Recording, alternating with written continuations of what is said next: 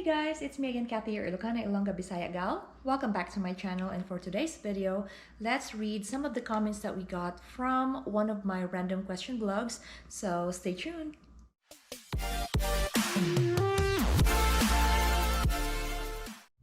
From Chang Heart TV, may tanong din ako, ma'am, saan ba ang nauna, ang manok o ang itlog? Alam nyo guys, nung pinag-isipan kong gawin tong vlog na ito, ine-expect ko na talaga na may magtatanong talaga nitong tanong na to. And ang sagot ko po dyan hindi ko din po talaga alam. Because if you look at it on the scientific explanation and through the Bible explanation, hindi po talaga magkatugma kung sino ang nauna, ang manok o ang itlog. Kaya, until now, it's still a debate. So, pag nalaman nyo po, share nyo rin po sa akin kasi hindi ko rin po talaga alam anong sagot.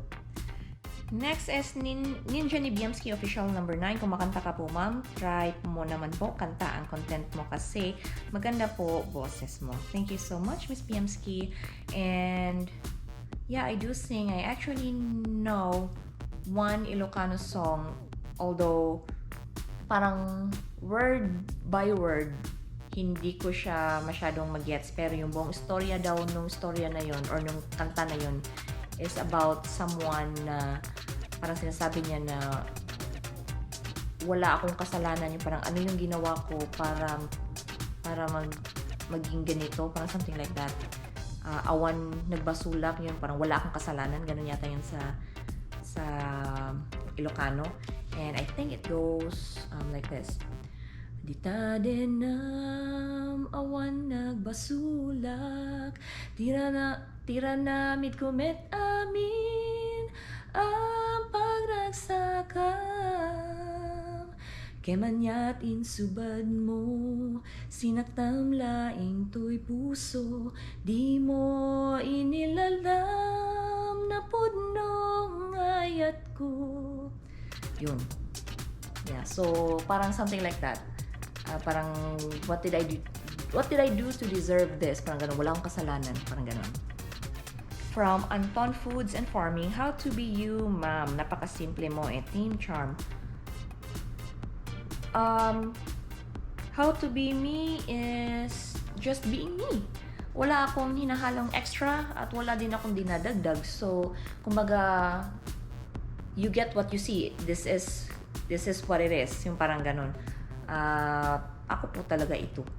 Kaya, yan siguro yung mas nagiging kapansin-pansin, or that's what makes me outstanding, is because consistent ako sa actions ko, consistent ako sa pagsasalita ko. It's because wala ko talagang hinahalo na ka-extra.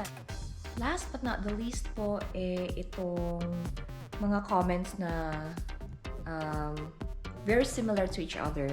So, there's one from Fighter TV. Ang ganda niyo po, ma'am. Ano po sekreto niyo? Pakisagot po. Thanks. Sabi naman ni sister ni Sherilyn Visconde, bakit po ang ganda-ganda mo, ma'am? From Eunice Ninja, ang tanong ko po sa iyo, ma'am, kung ano po ba ang beauty secret niyo, ma'am, kasi ang ganda-ganda niyo po.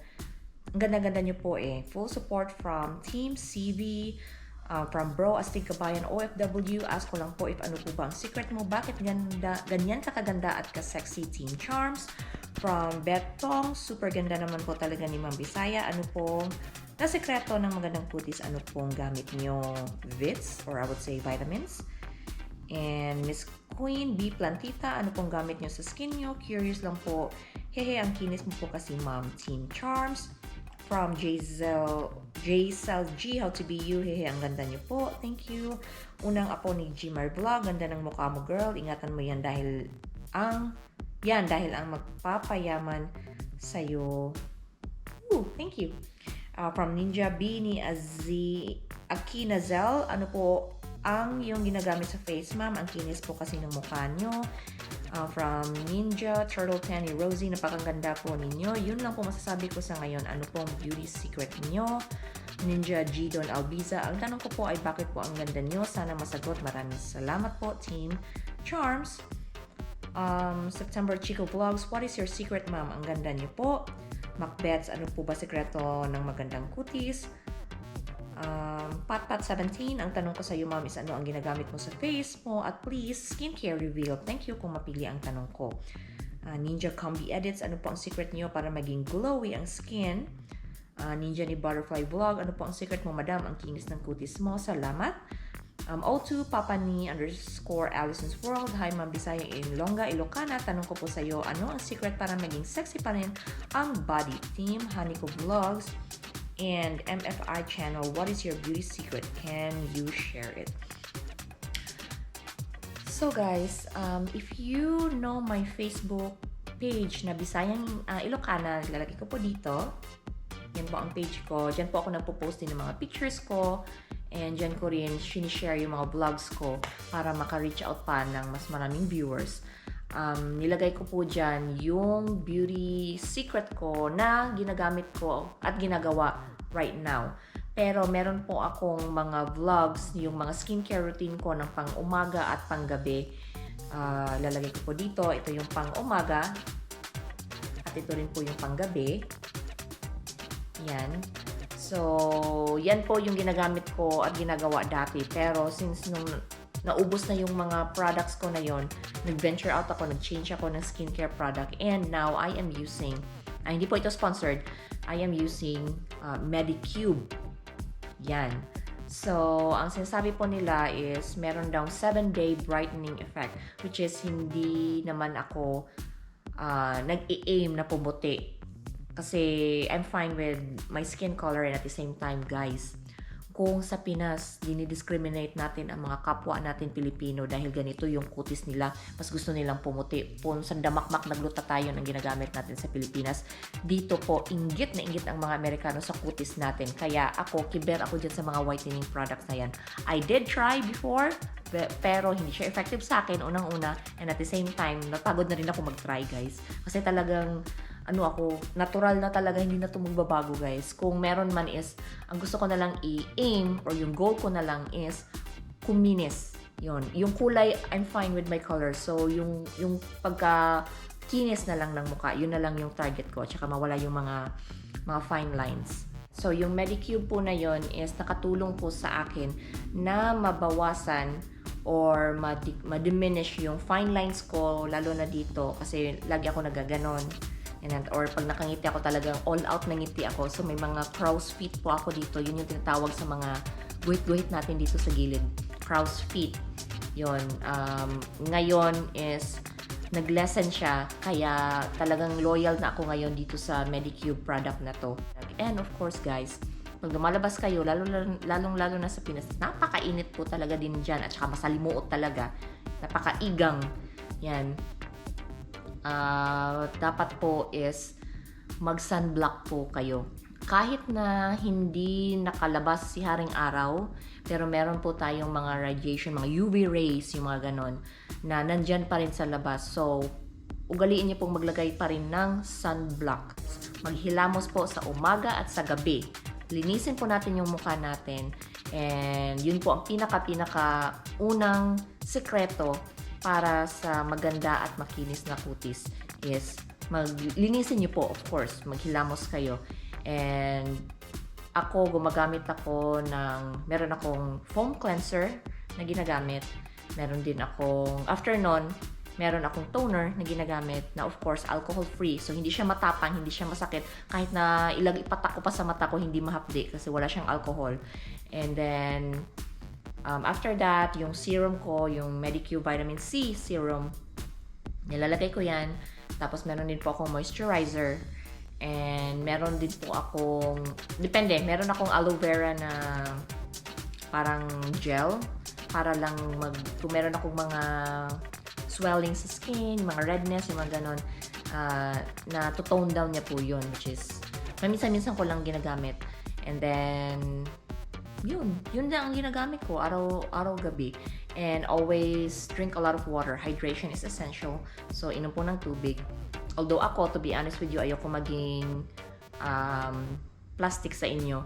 Nakakalimutan ko rin minsan na uminom ng tubig. Kaya pag napapansin niyo sa mga vlogs ko, nagka-crack yung lips ko dahil sobrang dry. So ibig sabihin dehydrated po ako, which I know, and talagang dapat uminom din ako ng maraming tubig. So, yun po, kailangan hydrated din kayo and nagtitake kayo ng vitamins kasi you have to be healthy inside and out. Kasi kung hindi kayo healthy inside, lalabas po yan at magiging magmamanifest po yan sa mga mukha ninyo. Nagkakaroon kayo ng wrinkles, nagkakaroon kayo ng acne, yung mga ganon. So, it's not just dahil kung ano yung tilalagay ninyo sa labas, feeling ninyo okay na kayo, you still have to be healthy inside. So, mag-take po kayo ng vitamins. Marami akong tinitake na vitamins. And hindi lang naman dahil sa kutis, but for overall wellness po, health and wellness ko is kailangan ko mag-take ng vitamins.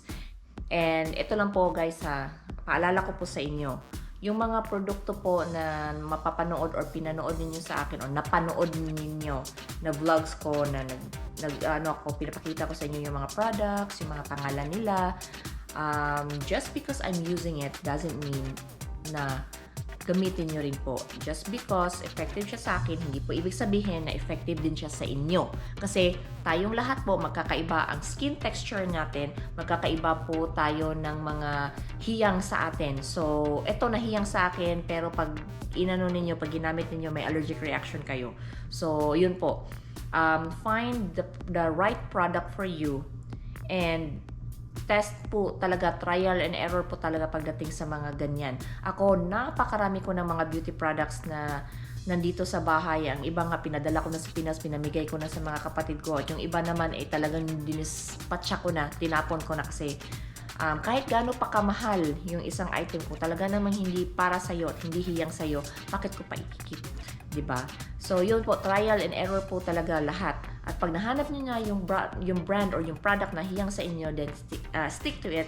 Be loyal din po. Wag yung magaling lang kayo sa umpisa tapos after a day or two, i-stop nyo na. Well, obviously, hindi po siya magiging effective sa inyo kung hindi kayo consistent doon sa routine ninyo, sa skin, beauty routine ninyo.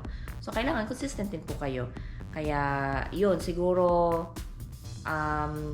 yung napapansin niyo sa akin is because I really do my skin care routine every morning and every night. Walang mintis. Kahit po super late na ng gabi, talagang naghihilamos po ako at naglalagay ako ng mga serum ko at yung mga moisturizer ko po. Kaya talagang loyal ako doon at saka consistent ako sa ginagawa ko. So, yun guys. So that's it guys. I hope you guys enjoyed this video. Please don't forget to like and subscribe to my channel. And please don't forget to hit that bell button para naman notify kayo sa mga bago kong ina-upload ng mga vlogs. Thank you so much for all your support. And this has been Kathy, your Ilocana Ilongga Bisaya gal. Always saying, don't let anyone turn you away from your purpose and always live life for what it's worth. Thank you so much for watching. Bye!